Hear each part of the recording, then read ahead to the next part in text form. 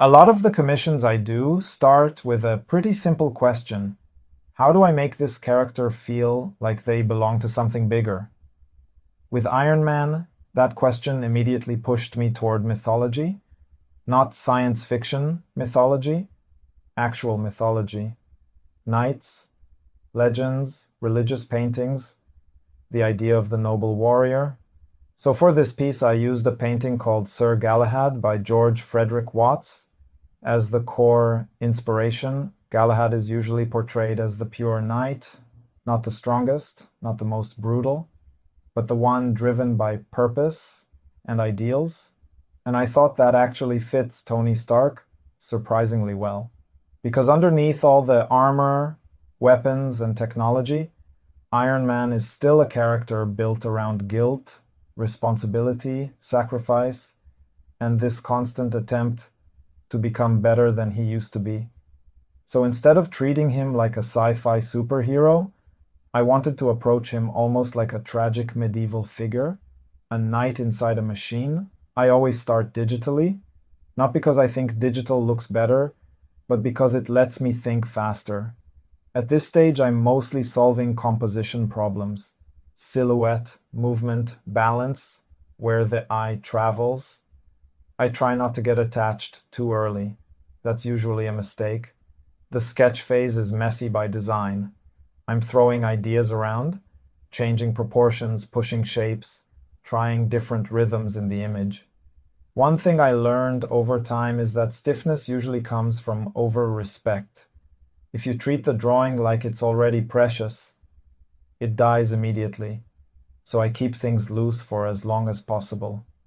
For this piece, the biggest challenge was combining two visual languages, the clean engineered geometry of Iron Man and the romantic, almost spiritual feeling of classical knight paintings. Those things naturally fight each other. Iron Man is usually drawn with very hard surfaces and mechanical precision. But paintings like Sir Galahad are emotional first. They rely on atmosphere, posture, symbolism, so I tried to merge them. The pose became really important here. I didn't want him standing like a superhero cover. I wanted him standing like a figure from mythology, almost devotional. A lot of people think composition is mostly about realism or anatomy, but honestly, composition is mostly emotion. You can completely change the meaning of an image through angle and posture alone. Even small things matter. How open the shoulders are, whether the head tilts up or down, how weight is distributed. Those details completely change how we psychologically read the character.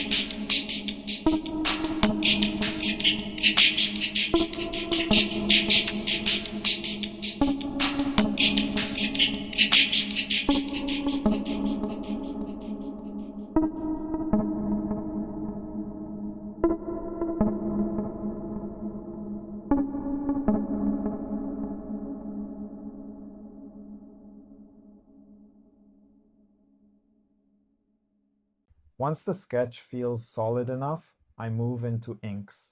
This is where the piece really becomes real for me. I love digital tools, but traditional inks still have a kind of unpredictability that I don't think software fully replicates, especially with dip pens. A dip pen fights back a little, and that resistance becomes part of the drawing. You're constantly balancing control and accident. For this piece, I used a combination of dip pens and technical pens. Usually I separate them by purpose. Dip pens give me energy, technical pens give me structure. The dip pen lines breathe more. They react to pressure. You get those thick to thin transitions naturally. Technical pens are more surgical, good for architecture, mechanical details, controlled textures. Iron Man is actually perfect for combining both approaches because the character itself sits between humanity and machinery. So even the tools reinforce the theme. One thing I pay attention to a lot while inking is hierarchy. Not every line should scream equally. Beginners often make every contour the same weight, but if every line has equal importance, the image becomes visually flat. So I'm constantly asking, what deserves attention? What should disappear? Where should the eye rest? Sometimes removing lines is more important than adding them. That's especially true with metallic characters. If you over-render armor, it starts feeling heavy and dead. You need areas where the drawing can breathe. A lot of comic art is really about illusion. You're not actually drawing every detail. You're convincing the brain that the detail exists. That's why shadow shapes matter so much. Big black areas can simplify information while making the image feel more dramatic at the same time. I learned a lot of that from artists like Jeff Darrow, Katsuhiro Otomo, and Moebius. Even though their styles are very different, they all understand visual rhythm. That's something people don't talk about enough in drawing. Rhythm. An image should almost feel musical. Dense areas, quiet areas, sharp details, soft transitions. Your eye moves through the page the same way music moves through time. That's also why I like using traditional ink. You physically feel the rhythm in your hand.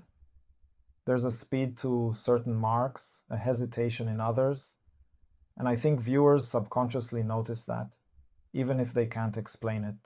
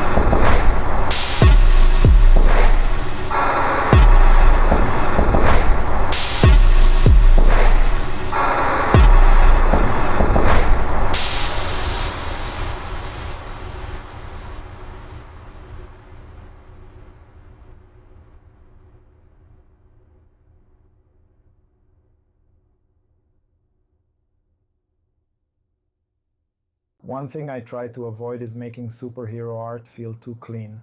Modern superhero art sometimes becomes overly polished. Everything perfectly rendered, perfect gradients, perfect surfaces.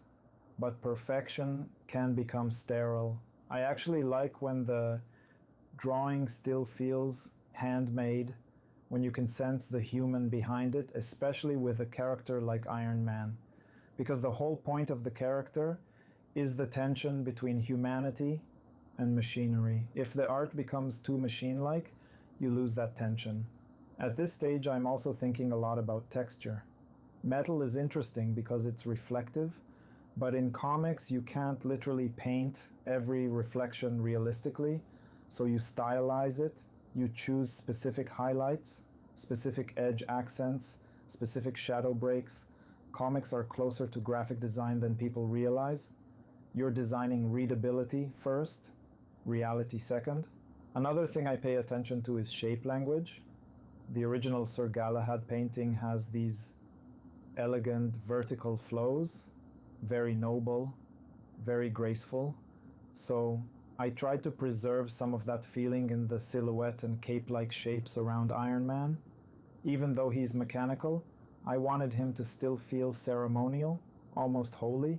That contrast interested me a lot.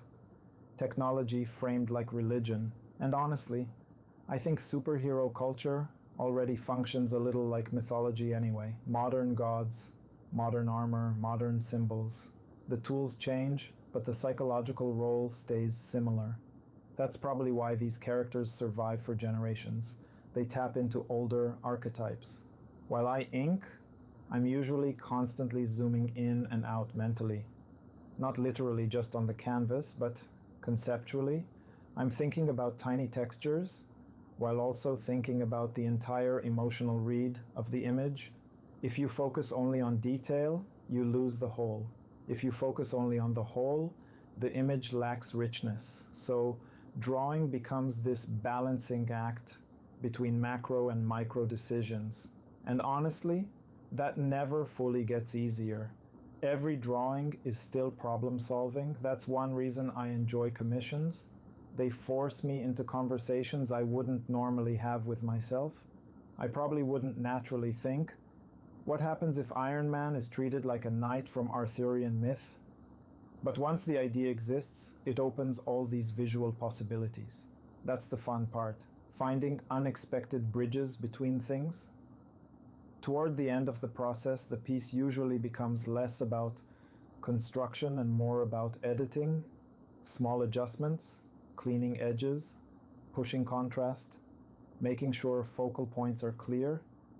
This is where patience matters most, because the drawing already works, so now it's about refinement without overworking it. That's difficult. Sometimes the hardest part of art is knowing when to stop, especially with ink, because every additional mark permanently changes the image. You can't endlessly undo things. And honestly, I like that pressure. It forces commitment. Digital art sometimes allows infinite hesitation. Traditional ink demands decisions. There's something psychologically healthy about that. You make the mark, you live with it, you adapt. By the end of this piece, what I liked most wasn't really the armor details or rendering, it was the feeling. The idea that this character could exist outside his normal context, that Iron Man could stand beside mythological knights and still feel believable. That's usually what interests me most in fan art or commissions, not copying the character, reinterpreting the character through another lens. Because at that point, it stops being just fan art. It becomes a conversation between different eras, styles, and symbols, and I think comics are uniquely good at that. They absorb influences from everywhere: classical painting, cinema, architecture, religion, design, science fiction. Comics are this strange hybrid medium where all those worlds can coexist on one page. And honestly, that's probably why I still love drawing them.